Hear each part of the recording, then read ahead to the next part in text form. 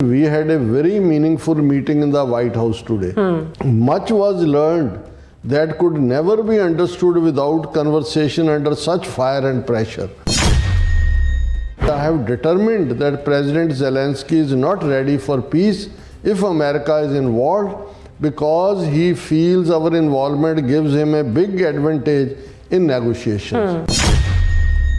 Zelensky ਜਾਂ Ukrainian ਨੇ ਉਹ ਵਾਰ ਚਾਹੁੰਦੇ ਨੇ, ਉਹ ਵੀ ਤਾਂ ਪੀਸ ਚਾਹੁੰਦੇ ਨੇ, ਪਰ ਉਹ ਇੰਨਾ ਨੁਕਸਾਨ ਕਰਾ ਕੇ ਵਿਦ ਡਿਗਨਿਟੀ, ਚਲੋ ਡਿਗਨਿਟੀ ਤਾਂ ਉਦੋਂ ਹੀ ਖਤਮ ਹੋ ਗਈ ਜਦੋਂ ਤੁਸੀਂ ਕਿਹਾ ਜੀ ਰਸ਼ੀਆ ਰੱਖ ਲੈ ਜਿਹੜਾ 20% ਉਹਦੇ ਕੋਲ ਹੈ ਔਰ ਰੇਅਰ ਸਾਨੂੰ ਦੇ ਦਿਓ, ਪਰ ਗਾਰੰਟੀ ਤਾਂ ਦਿਓ piece the. He disrespected the United States of America in its cherished Oval Office.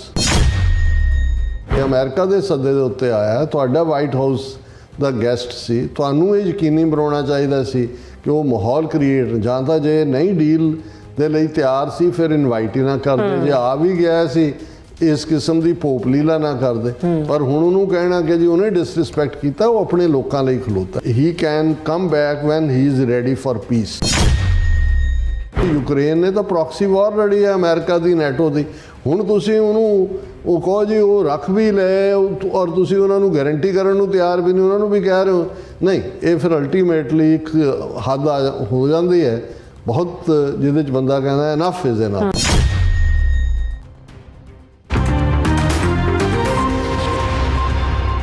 Viewers welcome back on program. So viewers, ਇਸ ਵੇਲੇ ਵਰਲਡ ਵਾਈਡ ਜਿਹੜੀ ਖਬਰ ਹੈ ਉਹ ਵਾਈਟ ਹਾਊਸ ਵਿੱਚ ਵਾਪਰੀ ਘਟਨਾ ਦੀ ਹੈ। ਸੋ ਅੱਜ ਯੂਕਰੇਨ ਦੇ ਪ੍ਰੈਜ਼ੀਡੈਂਟ ਜ਼ੈਲੈਂਸਕੀ ਅਤੇ ਅਮਰੀਕੀ ਪ੍ਰੈਜ਼ੀਡੈਂਟ ਵਿਚਾਲੇ ਮਿਨਰਲ ਡੀਲ ਤੇ ਦਸਤਕ ਹੋਣੇ ਸਨ ਔਰ ਸਾਂਝੀ ਪ੍ਰੈਸ ਕਾਨਫਰੰਸ ਵੀ ਕੀਤੀ ਜਾਣੀ ਸੀ, ਪਰ ਮੀਡੀਆ ਕੈਮਰਿਆਂ ਦੇ ਸਾਹਮਣੇ ਪ੍ਰੈਜ਼ੀਡੈਂਟ ਜ਼ੈਲੈਂਸਕੀ, ਪ੍ਰੈਜ਼ੀਡੈਂਟ ਟਰੰਪ ਅਤੇ ਵਾਈਸ ਪ੍ਰੈਜ਼ੀਡੈਂਟ ਮਿਸਟਰ ਵੈਂਸ ਵਿਚਾਲੇ ਹੋਈ ਬਹਿਸਬਾਜ਼ੀ ਨੇ ਸਭ ਕੁਝ ਦਾ ਭੋਗ ਪਾ ਦਿੱਤਾ। ਭਾਵੇਂ ਜ਼ੈਲੈਂਸਕੀ ਨੂੰ ਡੈਲੀਗੇਸ਼ਨ ਸਮੇਤ ਵਾਈਟ ਹਾਊਸ ਛੱਡ ਕੇ ਜਾਣਾ ਪਿਆ, ਪਰ ਉਸ ਨੇ ਆਪਣੇ ਲੋਕਾਂ ਦੇ ਲਈ ਸਟੈਂਡ ਲੈ ਕੇ ਗੈਰਤ ਤੇ ਅਣਖ ਦਾ ਸਬੂਤ ਦਿੱਤਾ ਹੈ। ਸੋ ਇਸ ਬਾਰੇ ਆਪਾਂ ਗੱਲਬਾਤ ਕਰਨ ਜਾ ਰਹੇ ਹਾਂ। ਸੋ ਅਸੀਂ ਚਾਹਾਂਗੇ ਕਿ ਤੁਸੀਂ ਇਸ ਤਰ੍ਹਾਂ ਬਣੇ ਰਹਿਣਾ, ਦੇਖਣ ਸੁਣਨ ਲਈ, ਲਿਖਣ ਲਈ ਤੁਹਾਡਾ ਸਭ ਦਾ ਬਹੁਤ ਬਹੁਤ ਧੰਨਵਾਦ ਜੀ। ਡਾਕਟਰ ਸਾਹਿਬ ਕੀ ਕਹਿਣਾ ਚਾਹੋਗੇ?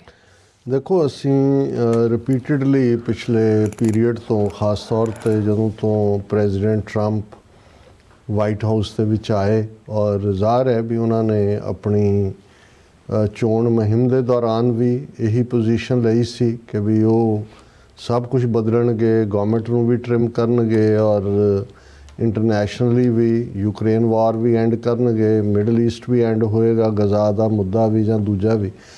ਪਰ ਇਸ ਸਭ ਦੇ ਲਈ ਉਹਨਾਂ ਦੇ ਕੋਲ ਕਿਹੜੇ ਨੁਸਖੇ ਨੇ ਜਾਂ ਉਹ ਕਿਵੇਂ ਬਿਹੇਵ ਕਰਨਗੇ, ਇਸ ਬਾਰੇ ਕੋਈ ਬਹੁਤਾ ਕਿਸੇ ਨੂੰ ਅਹਿਸਾਸ ਜਾਂ ਗਿਆਨ ਨਹੀਂ ਸੀ, ਕਿਉਂਕਿ ਇਸ ਤੋਂ ਪਹਿਲਾਂ ਅਸੀਂ ਦੇਖਦੇ ਹਾਂ ਵੀ ਪਹਿਲੀ ਟਰਮ ਵੇਲੇ ਉਹਨਾਂ ਨੇ ਇਰਾਕ ਵਾਰ ਖ਼ਤਮ ਕਰਨ ਦੇ ਲਈ ਵੀ ਫੌਜ ਦੀ ਵਿਦਡਰਾਅਲ, ਔਰ ਉਹਨਾਂ ਦੇ ਪੀਰੀਅਡ ਦੇ ਵਿੱਚ ਹੀ ਤਾਲਿਬਾਨ ਨਾਲ ਗੱਲਬਾਤ ਦੇ ਲਈ ਦੋਹਾ ਕਤਰ ਦੇ ਵਿੱਚ ਦਫ਼ਤਰ ਖੋਲ੍ਹਿਆ ਗਿਆ, ਨੈਗੋਸ਼ੀਏਸ਼ਨ ਹੋਈ, ਭਾਵੇਂ ਵਿਦਡਰਾਅ ਤਾਂ ਬਾਈਡਨ ਦੇ ਵੇਲੇ ਹੋਈ ਨੈਟੋ ਫੋਰਸ, ਲੇਕਿਨ ਉਹਦਾ ਸਾਰਾ ਫਰੇਮਵਰਕ ਟਰੰਪ ਐਡਮਿਨਿਸਟ੍ਰੇਸ਼ਨ ਦੇ ਵੇਲੇ ਹੀ ਹੋਇਆ।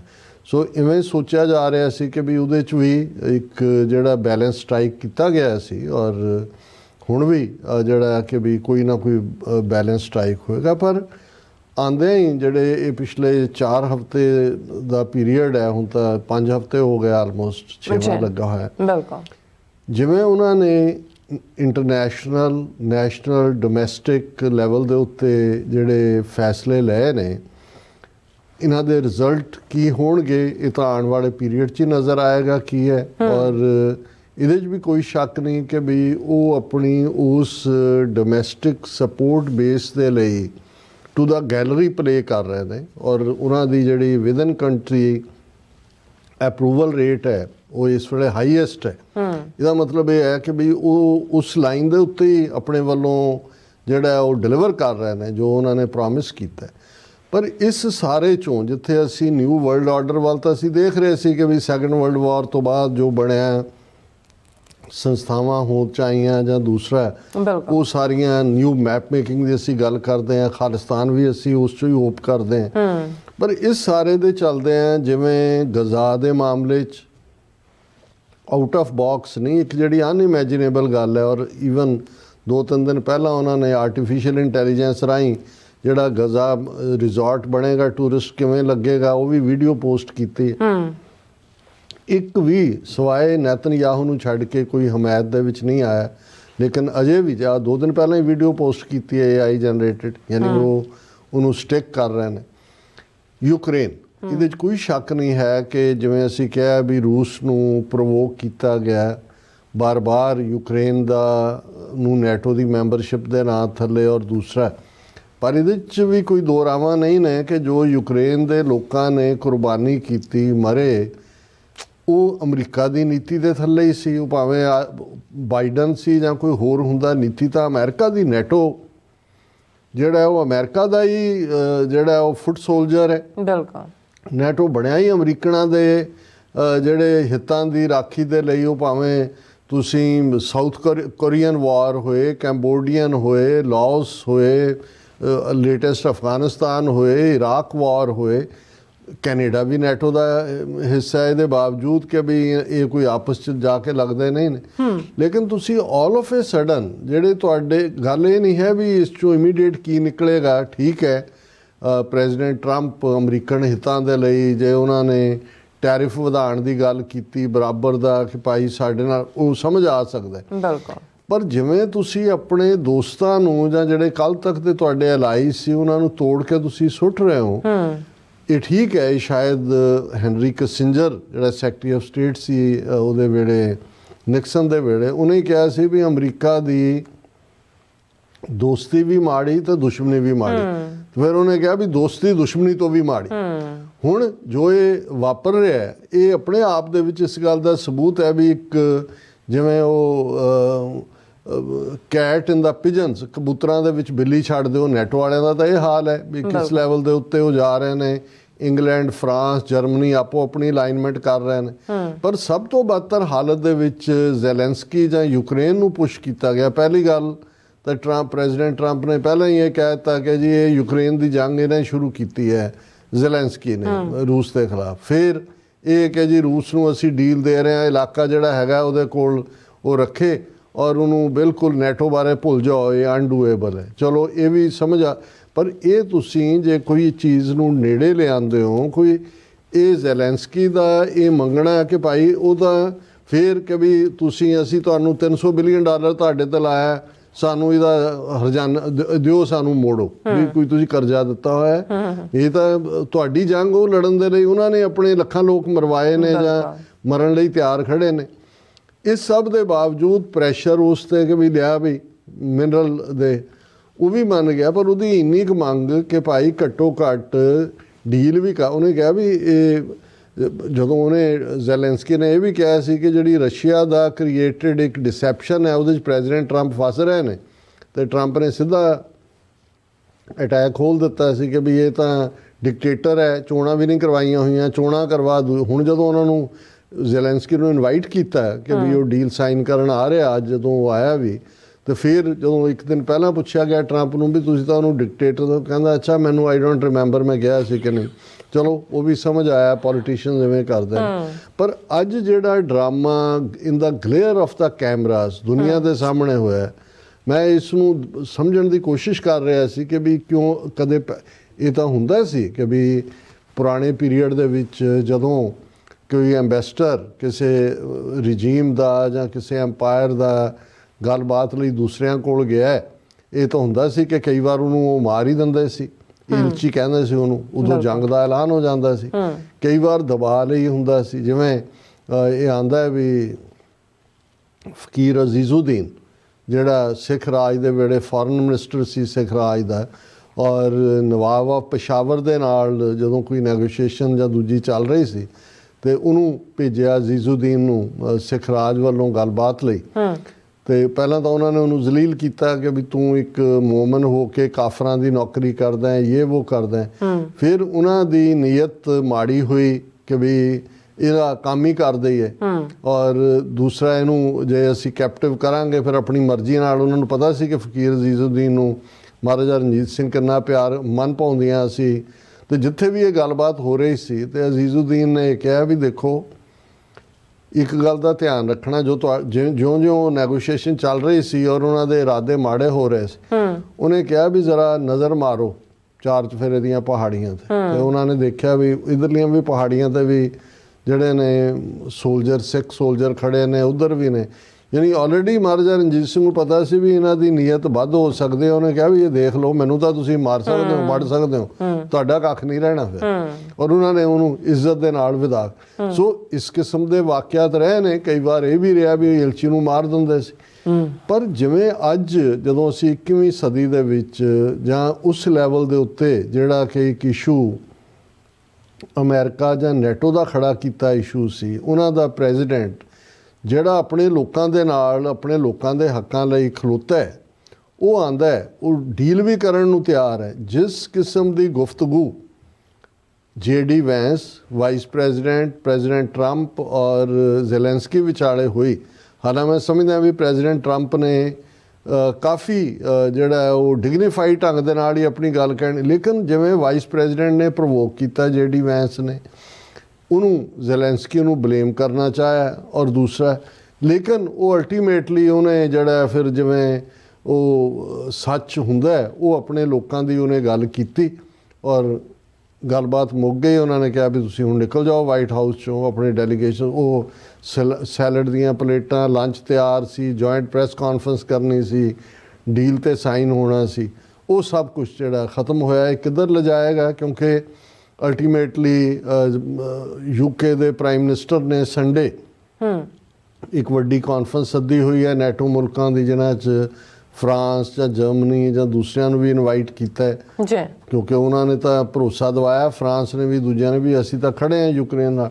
ਹੁਣ ਇਹ ਗੱਲ ਇਕੱਲੀ ਇਹ ਨਹੀਂ ਹੈ ਕਿ ਵੀ ਮਿਨਰਲ ਡੀਲ ਸਾਈਨ ਹੋਈ ਨਹੀਂ, ਕਿਉਂਕਿ ਇਨਕ ਜ਼ੈਲੈਂਸਕੀ ਦਾ ਸੀ ਕਿ ਵੀ ਤੁਸੀਂ ਗਾਰੰਟੀ ਤਾਂ ਕਰੋ ਅਮਰੀਕਾ, ਚਲੋ ਅਸੀਂ ਆਪਣਾ ਇਲਾਕਾ ਵੀ ਛੱਡਣ ਨੂੰ ਤਿਆਰ ਹੋ ਜਾਵਾਂਗੇ, ਤੁਹਾਨੂੰ ਵੀ ਮਿਨਰਲ ਰੇਅਰ ਅਰਥ ਮਿਨਰਲਸ ਦੇ ਰਹੇ ਹਾਂ, ਕਿ ਵੀ ਤੁਸੀਂ ਗਾਰੰਟੀ ਕਰੋਗੇ ਡਿਫੈਂਸ।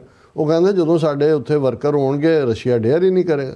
ਸੋ ਮਤਲਬ ਅਸੀਂ ਇਹ ਸਮਝਦੇ ਹਾਂ ਵੀ ਇਹ ਇੱਕ ਆਪਣੇ ਆਪ 'ਚ, ਜੇ ਤਾਂ ਹੁਣ ਅਮਰੀਕਾ ਨੇ ਇਸ ਇਸ਼ੂ ਦੇ ਉੱਤੇ ਹੋਰ ਹਾਰਡ ਲਾਈਨ ਲਈ ਕਿ ਵੀ ਜਿਹੜਾ ਵੀ ਜ਼ੈਲੈਂਸਕੀ ਜਾਂ ਉਹਦੇ ਨਾਲ ਖਲੋਤਾ, ਕਿਉਂਕਿ ਇਹਦੇ 'ਚ ਵੀ ਕੋਈ ਸ਼ੱਕ ਨਹੀਂ ਹੈ ਕਿ ਅਮਰੀਕਾ ਦੀ ਮਦਦ ਤੋਂ ਬਿਨਾਂ, ਵੈਪਨਸ ਤੋਂ ਬਿਨਾਂ, ਫਾਈਨੈਂਸ਼ੀਅਲੀ, ਹਾਲਾਂ ਜਦੋਂ $300 ਬਿਲੀਅਨ ਔਰ 80-100% ਖਰਚ ਕਰ ਰਿਹਾ ਅਮਰੀਕਾ, ਤੇ ਫਰਾਂਸ ਦੇ ਪ੍ਰੈਜ਼ੀਡੈਂਟ ਮੈਕਰੋਨ ਨੇ ਰੋਕਤਾ ਸੀ ਕਿ 60% ਅਸੀਂ ਇਹ ਖਰਚਾ ਬੇਅਰ ਕਰ ਰਹੇ ਹਾਂ, ਜੇ ਉਹ ਗੋ ਹੈਡ ਵੀ ਕਰਦੇ ਨੇ। ਸੋ ਇਸ ਪੀਰੀਅਡ 'ਚ ਰੂਸ ਨੂੰ ਇਸ ਕਿਸਮ ਦੀ ਸ਼ੈ ਦੇਣਾ ਔਰ ਬਿਲਕੁਲ ਡਿਚ ਕਰਨਾ, ਇਹ ਸਮਝ ਤੋਂ ਬਾਹਰ ਹੈ। ਹਾਲਾਂ ਇਸ ਦੇ ਉੱਤੇ ਮੈਂ ਬਹੁਤ ਸਾਰੀਆਂ ਖਬਰਾਂ ਕੱਢੀਆਂ ਹੋਈਆਂ ਨੇ, ਲੇਕਿਨ ਮੈਂ ਘੜੀ ਵੱਲ ਵੀ ਦੇਖ ਰਿਹਾ, ਪਹਿਲਾ ਸੈਗਮੈਂਟ ਸਾਡਾ ਥੋੜ੍ਹਾ ਲੰਬਾ ਹੋਇਆ।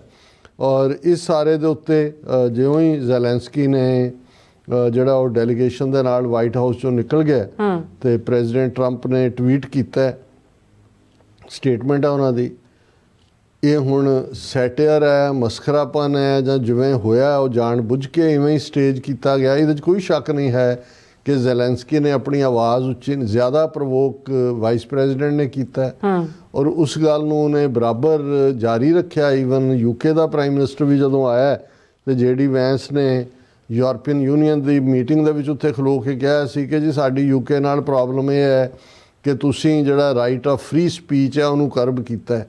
ਔਰ ਹੁਣ ਵੀ ਜਦੋਂ ਉਹ ਆਇਆ ਉਹਨੇ ਉਹਦੇ ਨਾਲੋਂ ਰਾਦਰ ਡਬਲ ਹੀ ਦੁਹਰਾਇਆ JD ਵੈਂਸ ਨੇ। ਸੋ ਅਸੀਂ ਇਹ ਸਮਝਦੇ ਹਾਂ ਵੀ ਇੱਕ ਤਾਂ ਉਹ ਬੜੇ ਮੀਆਂ ਤੋਂ ਬੜੇ ਮੀਆਂ, ਛੋਟੇ ਮੀਆਂ, ਸੁਭਾਨ ਅੱਲਾ, ਇਹ ਗੱਲ ਕਿੱਧਰ ਨੂੰ ਜਾਏਗੀ। ਪਰ ਜਿਵੇਂ ਪ੍ਰੈਜ਼ੀਡੈਂਟ ਟਰੰਪ ਨੇ ਇਹਨੂੰ ਫਰੇਮ ਕੀਤਾ ਗੱਲ, ਜੇ ਅਸੀਂ ਇਹ ਦੇਖੀਏ ਵੀ ਬਿਟਵੀਨ ਦਾ ਲਾਈਨਸ ਇਹਦੇ 'ਚੋਂ ਕੀ ਹੋਏਗਾ, ਉਹ ਕਹਿੰਦੇ ਨੇ ਜੀ ਵੀ ਹੈਡ ਏ ਵੈਰੀ ਮੀਨਿੰਗਫੁਲ ਮੀਟਿੰਗ ਇਨ ਦਾ ਵਾਈਟ ਹਾਊਸ ਟੂਡੇ। ਇਹ ਤਾਂ ਵਿਅੰਗ ਹੈ ਕਿ ਅੱਜ ਬਹੁਤ ਅਰਥ ਭਰਪੂਰ ਜਿਹੜੀ ਹੈ ਮੀਟਿੰਗ ਸਾਡੀ ਵਾਈਟ ਹਾਊਸ 'ਚ ਹੋਈ। Much was learned that could never be understood without conversation under such fire and pressure, ਕਿ ਜੇ ਇੰਨਾ ਫਾਇਰ ਐਂਡ ਪ੍ਰੈਸ਼ਰ ਨਾ ਹੁੰਦਾ, ਜੋ ਕੁਝ ਅਸੀਂ ਸਿੱਖਿਆ ਇਹਦੇ ਤੋਂ ਬਿਨਾਂ ਨਹੀਂ ਸੀ ਸਿੱਖਿਆ ਜਾ ਸਕਦਾ। ਉਹ ਜ਼ੈਲੈਂਸਕੀ ਨੇ ਐਸਾ ਕੁਝ ਵੀ ਨਹੀਂ ਕਿਹਾ ਹੈ। ਔਰ ਇਹ ਫਿਰ ਉਹ ਅੱਗੋਂ ਕਹਿੰਦੇ ਨੇ, it's amazing what comes out through emotion and I have determined that President Zelensky is not ready for peace if America is involved because he feels our involvement gives him a big advantage in negotiations. ਹੁਣ ਇਹ ਉਹਨਾਂ ਦਾ ਆਪਣਾ ਕੱਢਿਆ conclusion ਹੈ। ਉਹ ਕਹਿੰਦੇ ਨੇ ਕਿ ਵੀ ਇਹ ਬੜਾ ਹੈਰਾਨੀਜਨਕ ਹੈ ਕਿ ਜਦੋਂ ਭਾਵਨਾਵਾਂ ਜਾਂ ਜਜ਼ਬਾਤ ਭੜਕੇ ਹੁੰਦੇ ਨੇ ਔਰ ਉਸ ਪੀਰੀਅਡ ਦੇ ਵਿੱਚ ਜੋ ਕੁਛ ਬਾਹਰ ਆਉਂਦਾ ਹੈ ਮੈਂ ਇਸ ਚੋਂ ਇਹੀ ਡਿਟਰਮਨ ਕਰਦਾ ਜਾਂ ਫੈਸਲਾ ਕਰਦਾ ਕਿ ਜ਼ੈਲੈਂਸਕੀ ਅਮਨ ਲਈ ਤਿਆਰ ਨਹੀਂ ਨੇ ਜੇ ਅਮਰੀਕਾ ਇਨਵੋਲਵ ਹੁੰਦਾ। ਇਹ ਗੱਲ ਠੀਕ ਨਹੀਂ ਹੈ। ਰਾਦਰ ਉਹਨੇ ਤਾਂ ਸਿਰਫ ਗਾਰੰਟੀ ਮੰਗੀ ਕਿ ਵੀ ਤੁਸੀਂ ਰੇਅਰ ਫੀਲਡ ਵੀ ਲੈ ਲਓ, ਨੈਗੋਸ਼ੀਏਟ ਵੀ ਕਰਾਓ, ਪਰ ਘੱਟੋ ਘੱਟ ਫਰਦਰ। ਔਰ ਉਹਨੇ ਕਿਹਾ ਇੱਕ ਮਿੰਟ ਕਿ ਵੀ 25 ਵਾਰ ਰਸ਼ੀਆ ਨੇ ਅੱਡ-ਅੱਡ ਮੌਕਿਆਂ ਤੇ ਸੀਜ਼ ਫਾਇਰ ਔਰ ਦੂਸਰਾ ਕਰਕੇ ਉਹ ਤੋਂ ਮੁਨਕਰ ਹੋਇਆ ਹੈ।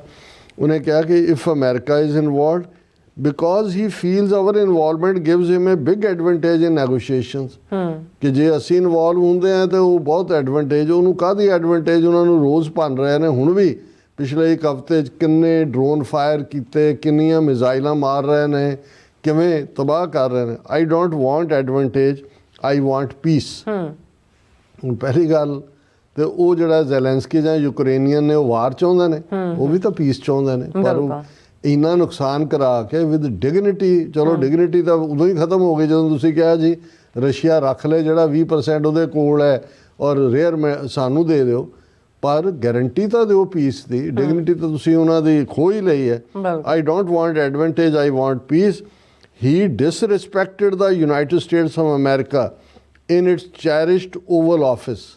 ਕਿ ਓਵਲ ਆਫਿਸ ਦੇ ਵਿੱਚ ਜਿਹੜਾ ਉਹਨੇ ਡਿਸਰਿਸਪੈਕਟ ਅਮਰੀਕਾ ਦਾ ਨਹੀਂ। ਮੈਂ ਸਮਝਦਾ ਵੀ ਇਹ ਅਮਰੀਕਨਸ ਜਿਹੜੇ ਸਾਡੀ ਸਾਡੇ ਸੱਦੇ ਦੇ ਉੱਤੇ, ਅਮਰੀਕਾ ਦੇ ਸੱਦੇ ਦੇ ਉੱਤੇ ਆਇਆ, ਤੁਹਾਡਾ ਵਾਈਟ ਹਾਊਸ ਦਾ ਗੈਸਟ ਸੀ, ਤੁਹਾਨੂੰ ਇਹ ਯਕੀਨੀ ਬਣਾਉਣਾ ਚਾਹੀਦਾ ਸੀ ਕਿ ਉਹ ਮਾਹੌਲ ਕ੍ਰੀਏਟ, ਜਾਂ ਤਾਂ ਜੇ ਨਹੀਂ ਡੀਲ ਦੇ ਲਈ ਤਿਆਰ ਸੀ ਫਿਰ ਇਨਵਾਈਟ ਹੀ ਨਾ ਕਰਦੇ, ਜੇ ਆ ਵੀ ਗਿਆ ਸੀ ਇਸ ਕਿਸਮ ਦੀ ਭੋਪ ਲੀਲਾ ਨਾ ਕਰਦੇ। ਪਰ ਹੁਣ ਉਹਨੂੰ ਕਹਿਣਾ ਕਿ ਜੀ ਉਹਨੇ ਡਿਸਰਿਸਪੈਕਟ ਕੀਤਾ, ਉਹ ਆਪਣੇ ਲੋਕਾਂ ਲਈ ਖਲੋਤਾ। ਹਾਲਾਂਕਿ ਇਹ ਵੀ ਕਿਤੇ ਮੈਂ ਪੜ੍ਹਿਆ ਕਿ ਵੀ ਉਹਨੂੰ ਇਹਨੇ ਜ਼ੈਲੈਂਸਕੀ ਨੂੰ ਟਰੰਪ ਨੇ ਕਿਹਾ ਸੀ ਵੀ ਜਦੋਂ ਮਿਲਣ ਆਉਣਾ ਤਾਂ ਸੂਟ ਪਾ ਕੇ ਆਈ, ਕਿਉਂਕਿ ਉਹਨੇ ਇਹ ਕਿਹਾ ਕਿ ਵੀ ਜਦੋਂ ਜੰਗ ਖਤਮ ਹੋ ਗਈ ਨਾ, ਮੇਰੇ ਲੋਕ ਆਪਣੇ ਹੱਕਾਂ ਲਈ ਖਲੋ ਗਏ ਔਰ ਆਪਣੇ ਸੁਰੱਖਿਅਤ, ਉਦੋਂ ਮੈਂ ਪਾਵਾਂਗਾ। ਔਰ ਉਵੇਂ ਹੀ ਆਇਆ, ਉਹਨੇ ਕੋਈ ਸੂਟ ਨਹੀਂ ਸੀ ਪਾਇਆ ਹੋਇਆ। ਔਰ he can come back when he is ready for peace। ਇਹ ਫਿਕਰਾ ਦੱਸਦਾ ਹੈ ਕਿ ਵੀ ਇਹ ਜਿਹੜਾ ਸਾਰਾ ਪਾਰਟ ਹੈ ਇਹ ਉਹਦੇ ਤੇ ਦਬਾਅ ਬਣਾਉਣ ਲਈ ਕੀਤਾ ਗਿਆ। ਹੁਣ ਉਹ ਕਿਵੇਂ ਹੋਏਗਾ? ਅੱਜ ਦੀ ਡੇਟ 'ਚ ਜਿੰਨੇ ਸਾਡੇ ਜਿਵੇਂ ਵੀਰ ਸੁਖਜਿੰਦਰ ਸਿੰਘ ਬਾਜਵਾ ਹੋਰਾਂ ਨੇ ਵੀ ਸਾਨੂੰ ਕਾਮੈਂਟ ਲਿਖਿਆ, ਹੋਰ ਵੀ ਬਹੁਤ ਸਾਰੇ ਮੈਂ ਜਿਹੜੇ ਸੋਸ਼ਲ ਮੀਡੀਆ 'ਤੇ ਸਿੱਖਾਂ ਦੀ ਗੱਲ ਦੇਖ ਰਿਹਾ। ਹਾਲਾਂਕਿ ਸਾਡੀਆਂ ਹਮਦਰਦੀਆਂ ਅਮਰੀਕਾ ਨਾਲ ਨੇ, ਅਮਰੀਕਾ ਸਾਡਾ ਮੁਲਕ ਹੈ, ਲੇਕਿਨ ਜਿਹੜੀ ਗੈਰਤ ਤੇ ਅਣਖ ਦੀ ਗੱਲ ਹੁੰਦੀ ਹੈ ਉਹ ਸਿੱਖ ਦੇ ਮਨ ਨੂੰ ਚੰਗੀ ਲੱਗਦੀ ਹੈ। ਉਹ ਭਾਵੇਂ ਉਹਦੇ 'ਚ ਫਿਰ ਤੁਸੀਂ ਸਾਡੀ ਜਿਹਨੂੰ ਲੈਕ ਆਫ ਪੋਲੀਟੀਕਲ ਵਿਜ਼ਡਮ ਹੀ ਹੋਏ ਵੀ ਅਸੀਂ ਜਿਹੜਾ ਉਹਦੀ ਜ਼ੈਲੈਂਸਕੀ ਦੇ ਹੱਕ 'ਚ ਖਲੋ ਰਹੇ, ਹੱਕ 'ਚ ਨਹੀਂ ਖਲੋ ਰਹੇ। ਅਸੀਂ ਕਹਿ ਰਹੇ ਵੀ ਇੱਕ ਉਹ ਮੁਲਕ 3 ਸਾਲ ਹੋ ਗਏ ਇਹਨਾਂ ਦਿਨਾਂ 'ਚ ਫਰਵਰੀ 'ਚ ਸਫਰਿੰਗ 'ਚ ਹੈ, ਔਰ ਉਹਨੇ ਆਪਣੀ ਲੜਾਈ ਉਹ ਖੁਦ ਆਪ ਥੋੜ੍ਹੀ ਸੋਚ ਸਕਦਾ ਸੀਗਾ। ਅਮਰੀਕਾ ਦੀ ਨੇ, ਬਾਈਡਨ ਦੀ ਗਲਤ ਸੀ, ਠੀਕ ਸੀ, ਇਹ ਟੌਪਿਕ ਦੀ ਡਿਸਕਸ਼ਨ ਹੋ ਸਕਦਾ ਹੈ। ਰਸ਼ੀਆ ਨੂੰ ਪ੍ਰਵੋਕ ਕਰਨਾ, ਪਰ ਇਹਦੇ 'ਚ ਤਾਂ ਕੋਈ ਸ਼ੱਕ ਨਹੀਂ ਹੈ ਕਿ ਯੂਕਰੇਨ ਨੇ ਤਾਂ ਪ੍ਰੋਕਸੀ ਵਾਰ ਲੜੀ ਹੈ ਅਮਰੀਕਾ ਦੀ, ਨੈਟੋ ਦੀ।